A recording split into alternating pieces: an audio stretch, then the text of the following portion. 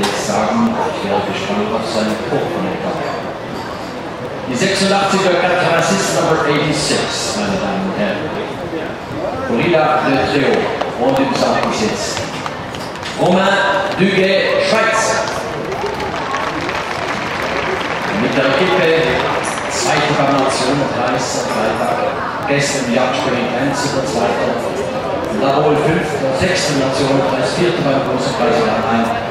Er ist seit 2013 Besitz des Schweizer Passes, der gebürtige Franzose, der in seiner Familie hat zwei Töchter in Nuri-Baverne und wurden seit dem ersten Jahr für die Schweizer Preis Rookie of the Year.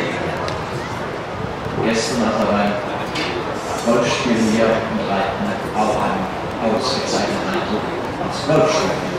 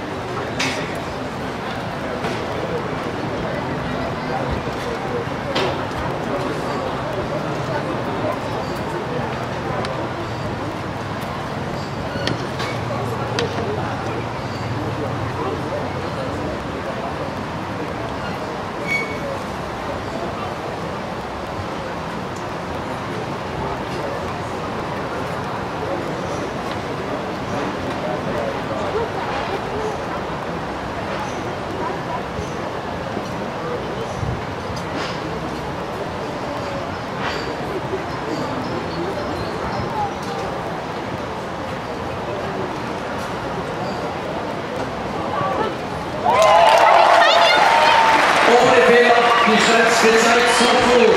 C'est un 87 pour la première place. Et alors, Cindy 180. Saudi takes the lead. Duguay in Führung für Edwin Smith und Christina Liebherr. Plätze 1 bis 3, also jetzt von weiter aus der Schweiz. Romain Duguay hat einen richtigen Ball. Wir kommen zur 400.